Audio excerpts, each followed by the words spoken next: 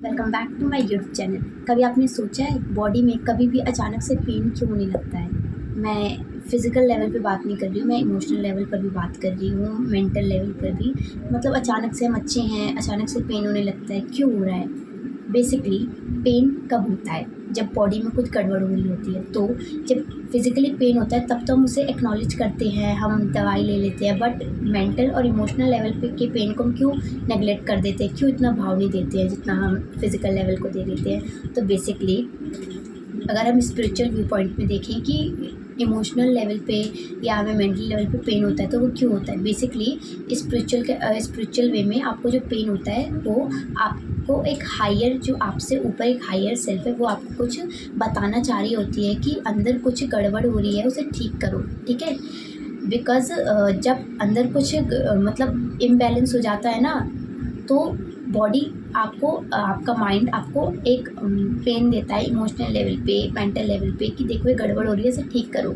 और हम उसे ना भाव देके फिज़िकल लेवल को ज़्यादा भाव दे देते हैं, जो कि एक गलत है, जो कि हमें इस चीज़ को थोड़ा सुधारना चाहिए। सेकंड थिंग, एक साइंटिफिक स्टडी से भी ये चीज़ साबित हुई है कि जो हमारा इमोशनल लेवल पे पेन होता है वो फिज़िकल लेवल पे मैनिफेस्ट होता है। फॉर एग्जांपल, अगर आपको फ़ियर है किसी चीज़ का, इनसिक्योरिटीज़ है किसी चीज़ को लेके, तो वो आपको स्टमक पेन में मैनिफेस्ट हो जाएगा। आपका अचानक से पेट दर्द होने लगेगा। जैसे याद है कभी जिस दिन एग्ज़ाम होता था उस दिन अचानक से पेट दर्द होने लगता था, हम सोचते थे मैंने तो रात को कुछ खाया भी नहीं, पेट दर्द क्यों हो रहा है? लेकिन वो एक कॉन्स्टेंट फ़ियर है जो स्टमक पेन में मैनिफेस्ट हो गया है। ऐसे ही अगर आपको किसी चीज़ का स्ट्रेस है, एंजाइटी है, तो वो आपको हेडेक में कन्वर्ट हो जाएगा। ऐसे ही अगर किसी चीज़ को आप फालतू में, मतलब बहुत ज़्यादा एंजाइटी ले रही हैं, अगर आप बहुत ज़्यादा एंगर कर रहे हैं तो बीपी हाई हो जाएगा। ये चीज़ें हैं जो आपका जो पेन है वो ऐसे फिज़िकल लेवल पे मैनिफेस्ट होता है। जो इमोशनल लेवल पे है वो आपके इमोशंस फिज़िकल लेवल में पेन में मैनिफेस्ट होके आपको बता रही होती हैं। ज़रूरी नहीं है हर वक्त आपकी बॉडी में कुछ गड़बड़ हो रही हो,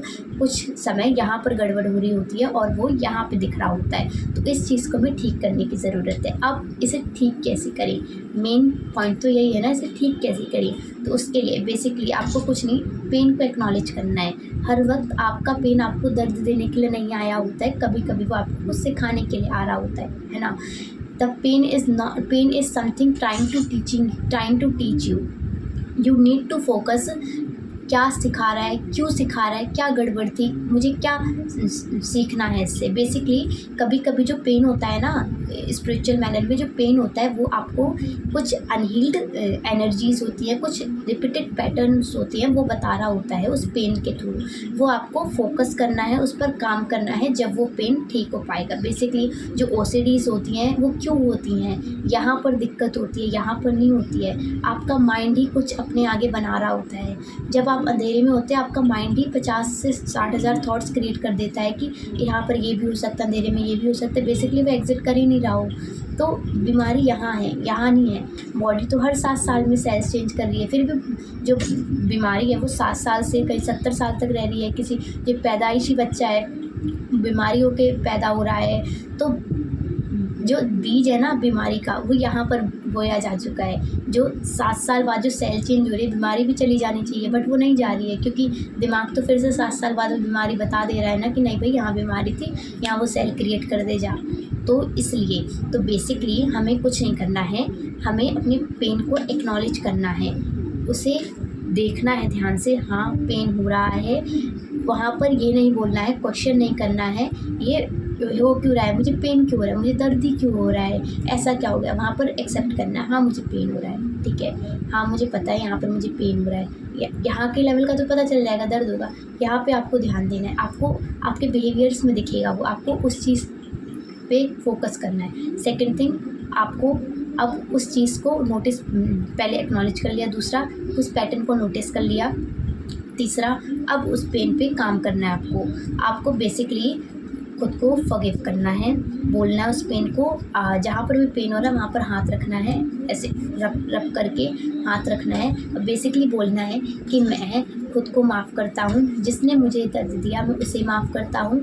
आप माफ़ इसलिए नहीं कर रहे हैं क्योंकि वो इंसान बहुत अच्छा है, वो इंसान बहुत डिज़र्विंग है, बल्कि इसलिए आप वो पॉइज़न खुद के साथ और ज़्यादा नहीं होल्ड कर सकते, खुद को और ज़्यादा नहीं हर्ट कर सकते, इसलिए आप उस चीज़ को लेट गो करना चाहते हैं। बिकॉज़ जब आप होल्ड करके रखते हैं ना, तब आप उस चीज़ को और स्ट्रॉन्ग कर रहे होते हैं, है ना? तो आपको उस चीज़ को छोड़ना बहुत ज़रूरी है। जब आप उस चीज़ को पकड़ लेते हो, तब आप उस चीज़ को बहुत ज़्यादा एनर्जी दे रहे होते हो, तो हमें उस चीज़ को छोड़ना बहुत ज़रूरी है। तो आप फॉरगिव करते हैं, तब आप एक आपके नर्व सिस्टम में जो सर्वाइवल स्टेट में थे ना वो थॉट्स, आप उन्हें छोड़ रहे होते हो कि भाई तू जा, मेरे खून के साथ ही बह जा, निकल और मेरी बॉडी से। तो वो चीज़ है। फर्स्ट एक्नॉलेज करना है, दूसरा नोटिस पैटर्न को नोटिस करना है, तीसरा उस वहाँ पर फॉरगिवनेस जो प्रैक्टिस है उसे प्रैक्टिस करनी है। चौथी चीज़ जो आप फॉरगिवनेस प्रैक्टिस करेंगे, ये धीरे धीरे आपको एक हैबिट बना लेनी है कि आपको ये करनी है। सोने से पहले कर लीजिए, या फिर जब दिन में आप एक बार जब कंफर्टेबल होते हैं तब कर लीजिए। आपको ये चीज़ करनी है।